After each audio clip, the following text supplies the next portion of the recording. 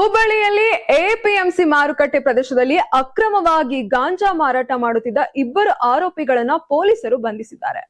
ಖಚಿತ ಮಾಹಿತಿಯ ಮೇರೆಗೆ ದಾಳಿ ನಡೆಸಿದ ಪೊಲೀಸರು ಆರೋಪಿಗಳಿಂದ ಗಾಂಜಾ ವಶಪಡಿಸಿಕೊಂಡು ಮುಂದಿನ ತನಿಖೆಯನ್ನ ಕೈಗೊಂಡಿದ್ದಾರೆ. ಹುಬ್ಬಳ್ಳಿಯ ಎಪಿಎಂಸಿ ಮಾರುಕಟ್ಟೆ ಪ್ರದೇಶದಲ್ಲಿ ಗಾಂಜಾ ಮಾರಾಟ ನಡೆಯುತ್ತಿದೆ ಎಂಬ ಖಚಿತ ಮಾಹಿತಿ ಮೇರೆಗೆ ಎಪಿಎಂಸಿ ನವನಗರ ಪೊಲೀಸ್ ಠಾಣೆಯ ಪೊಲೀಸರು ಕಾರ್ಯಾಚರಣೆ ನಡೆಸಿದ್ರು.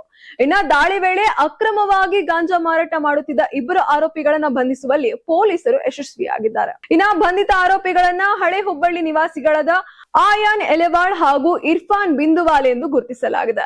ಇನ್ನ ಆರೋಪಿಗಳ ತಪಾಸಣೆ ನಡೆಸಿದ ವೇಳೆ ಅವರ ಬಳಿಯಿಂದ ಸುಮಾರು 100 ಗ್ರಾಂ ಗಾಂಜಾವನ್ನ ಪೊಲೀಸರು ವಶಪಡಿಸಿಕೊಂಡಿದ್ದಾರೆ. ಇನ್ನ ಇನ್ಸ್ಪೆಕ್ಟರ್ ಜಯಂತ್ ಗೌಳಿ ಅವರ ಮಾರ್ಗದರ್ಶನದಲ್ಲಿ ಕಾರ್ಯಾಚರಣೆ ನಡೆಸಿದ ಪೊಲೀಸ್ ತಂಡ ಆರೋಪಿಗಳನ್ನ ಬಂಧಿಸಿ ವಿಚಾರಣೆಯನ್ನು ನಡೆಸ್ತಾ ಇದ್ದಾರೆ. ಇನ್ನ ಈ ಕುರಿತು ಎಪಿಎಂಸಿ ನವನಗರ ಪೊಲೀಸ್ ಠಾಣೆಯಲ್ಲಿ ಪ್ರಕರಣ ದಾಖಲಾಗಿದ್ದು, ಆರೋಪಿಗಳ ಗಾಂಜಾ ಜಾಲದ ಹಿಂದೆ ಇನ್ನು ಯಾರು ಭಾಗಿಯಾಗಿದ್ದಾರೆ ಎಂಬ ಕುರಿತು ಪೊಲೀಸರು ತನಿಖೆ ಮುಂದುವರಿಸಿದ್ದಾರೆ. ಒಟ್ಟಾರೆ ಎಪಿಎಂಸಿ ಮಾರುಕಟ್ಟೆ ಪ್ರದೇಶದಲ್ಲಿ ನಡೆಯುತ್ತಿರುವ ಅಕ್ರಮ ಗಾಂಜಾ ಮಾರಾಟ ಜಾಲಕ್ಕೆ ಪೊಲೀಸರು ಬ್ರೇಕ್ ಹಾಕಿದ್ದು, ಮಾದಕ ವಸ್ತು ಮಾರಾಟಗಾರರ ವಿರುದ್ಧ ಕಾರ್ಯಾಚರಣೆ ಮುಂದುವರೆದಿದೆ.